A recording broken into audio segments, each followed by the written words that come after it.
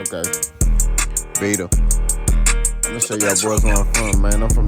What's it there, baby? You already know. Big bounce hard, bounce dog, cake poke through the dope. Hit us talk about the fucking my soliloquy. Remember, sometimes don't ask good people do. Don't have yourself. Caught him in the find out. Maybe you matter. Peak game metaphors on what? Swing. So, I was talking to a brother in the comment section on one of my videos I made, I think a couple days ago, a week ago. It was a while back. And I just talked about Eddie Hearn and how he's not a good fit for Jaron Enis, right? I also talked about how Eddie Hearn don't really know the landscape of American boxing, right? So the brother comes on my video and says that, America is not the only place in the world for boxing. That's not what I said. I didn't say America was the only place for boxing. Obviously, it's not, because he has Anthony Joshua. He got all these UK fighters, right? So it's obvious it's not the only place for boxing. My main thing, my argument that I made in that particular video was that Eddie Hearn don't understand American boxing, and he will not succeed over here. You can't come over here and just throw a bunch of dollars around thinking that, oh man, we gonna get our return of interest, or hey, this dude gonna be built into a star. It don't work like that. And that's what I'm trying. That was my whole argument, right? We honed in on, and really in that video I was only talking about boots, right? I was only talking about boots. And just talking about how Jaron Enis linking up with Eddie Hearn and Turkey Al-Sheikh is bad for his career. Because, let's be real, how Eddie Hearn gonna deliver these fights that he won? Nobody can answer these questions. How he gonna deliver a fight to fighters who are on PBC? When Eddie Hearn was the main one going around spreading false narratives and false premises about PBC, saying they going out of business. Y'all remember? I think that was 2019. He sat there and said, oh, I hear PBC's going out of business and their fighters are frustrated. Last time I checked, PBC been going out of business since they came into the business. You know what I'm saying? And they continue to put on record-breaking pay-per-views and stuff like that. They put on the fights that matter, that we want to see. You know what I'm saying? That's what it is. Now, will I just say they're top guys like Tank? Did he give us the fights we all want to see? No, but Tank tried this past time, and everybody said no. You know what I'm saying? That's just real talk. So, can't put that on Tank. But all I'm saying at the end of the day is this. Eddie Hearn, as it pertains to American boxing, I was talking about American boxing as it pertains to Jaron Enis. He don't know what he doing. Look how he got Boots looking. Look how he got that man looking, bro. He got that man looking like he ducked. He got that man looking like food right now. Boots didn't look like that, bro, when he was signed to that other dude, but was just fighting on Showtime. You know what I mean? Because Boots was never signed to PBC. He just was fighting on Showtime. He just liked to fight on Showtime. You know what I'm saying? Because he likes Steven Espinosa. But all I'm saying at the end of the day is just like, when you look at the totality of the circumstances, Eddie Hearn has never taken an American boxer who was a prospect and turned him into a superstar. The brother said Devin Haney. Okay? When I was talking to him in the conversation, he said, oh, he took Devin Haney and turned Devin Haney into a superstar. Devin Haney already had a buzz before he started messing with Eddie Hearn.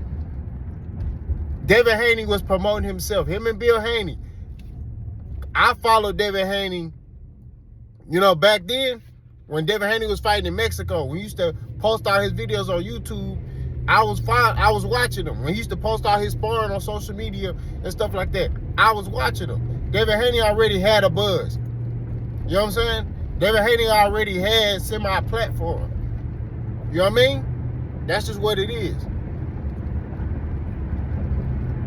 He eventually partnered with Eddie Hearn, right? And that's when he became a champion. He had a WBC championship, right? But then he left Eddie Hearn and went and signed a 3-fight deal with Top Rank so he could get an undisputed fight. What are we talking about? What did he be? It's not like he came here, he saw Devin Haney training as a young dude, was like, you know what? I'm going to take him and I'm going to turn him into a star. Eddie Hearn never did that, okay, to any American fighter. I'm talking about America. I live in America, okay? My argument in that video was about American boxing, right? He's coming over here. He's trying to come over here and get fighters to come sign with him, right? He got Richardson Hitchens. He had Devin Haney. He now got Jaron Enis, right? Who he got looking foolish right now. What is he going to do to fix that problem, right? How is he going to deliver to his fighter? His fighter wants to become undisputed at 147 pounds. How is he going to get these other fighters to fight him who are on other networks, right? That's the question, okay? Money is not always the result or the solution to problems. You get what I mean? Because it got to make business sense. Now, as a fan, I want to see Boots in there at 154. That's where all the smoke is at. I think at 147, it's kind of lackluster fights. Mario Barrios is a good fighter, but I don't want to see Boots versus Mario Barrios. You know what I'm saying? Like, I'm going to be real with you. I think Boots versus Mario Barrios is like, you know, like, I'll watch it. You know what I mean? It's a title fight, but we want to see Boots in there with Terrence Crawford, Virgil Ortiz. We want to see Boots in there with big names. Fundura, Errol Spence, like, we want Boots, because that Boots is that type of fighter. You get what I mean? So how's Eddie Hearn going to be able to deliver that? He's not going to be able to deliver that. I'm telling you this. Eddie Hearn talking about, oh, I'm going to be able to do this, and I'm going to do that, and I'm going to do this. Eddie Hearn is all talk. And actions speak louder than words. He been doing this. He do all this talking. He make false promises to his fighters. His fighters believe him. And then when he don't deliver, he's quick to get in front of the microphone and try to blame the other fighter or the other network. Like, we got to call a spade, bro. You know what I'm saying? I like Boots. I think Boots, pause. That was crazy. I think Boots is a great fighter. He could be the next one. You know what I'm saying? They could be, you know, he has that star appeal about him. His talent is that great. But you teamed up with the wrong guy. And that's what I feel, in my opinion. You know what I'm saying? I'm just going to be real with you. You dudes like Eddie Hearn, Oscar De La Hoya, no. You know what I'm saying? I'm not sitting here saying you need to sign with PBC. You could have represented yourself and kept doing what you was doing. Had a partnership deal where you can fight any way you want. But signing with Eddie Hearn, to me, was a mistake. I'm going to keep saying that. Jaron Enis signing with Eddie Hearn was a mistake. It has not benefited him in any way. We saw Boots fight 2 fights, right? He was supposed to fight Cody Crowley, okay? He ended up fighting David Evanesian, okay?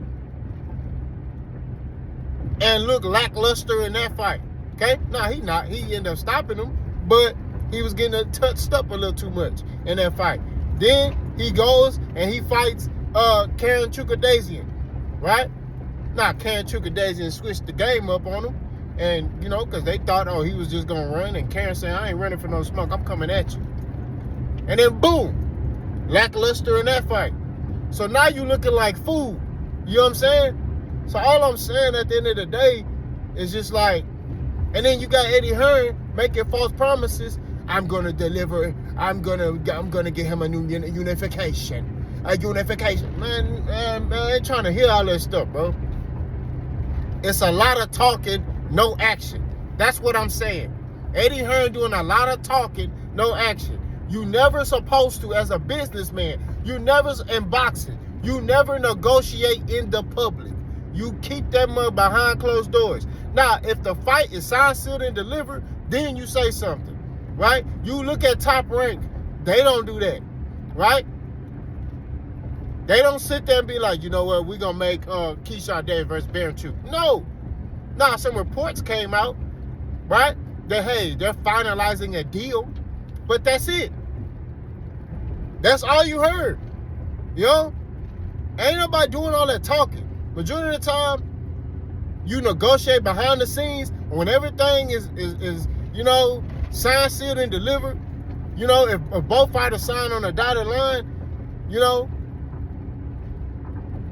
then you might hear them say, hey, you know, both the fighters sign on the dotted line, but we still negotiating as far as what venue and stuff like that. But hey, we gonna, you know, you know, when it's official, we're gonna let everybody know. That's it. Like PBC doing the same thing. Errol Spence and Sebastian Fundora. I'm pretty sure they both agreed to fight each other. They just trying to work out the deal. You know what I'm saying? Errol has some injuries. Fundora has some injuries. And Fundora been waiting on Errol. You know what I'm saying? Which is very solid of him to do that. But all I'm saying at the end of the day is they don't discuss anything until everything is signed, sealed, and delivered. That's what you do. Eddie Hearn don't do that. Eddie Hearn will sit there and tell you, yeah, we're gonna fight, you know, we're gonna try to offer Mario Barrios a deal. You know, bro, you don't do that. And that's my main argument. That's what I'm saying. Okay? You know, much respect to the brother. He was very respectful. You know what I'm saying? You know, and that's what I'm talking about. I like people like that, pause, where you could debate as men and it's respectful. You know what I'm saying? Like you go read the comment. He sat there and said, like, we just gonna agree to disagree. You know what I'm saying? And you know, I respected that. That's okay, cool. We both can agree to disagree. All I'm saying at the end of the day, to keep it real, keep it 1,000. Eddie Hearn don't know what he doing in American boxing. Y'all let me know what y'all think. Let's go.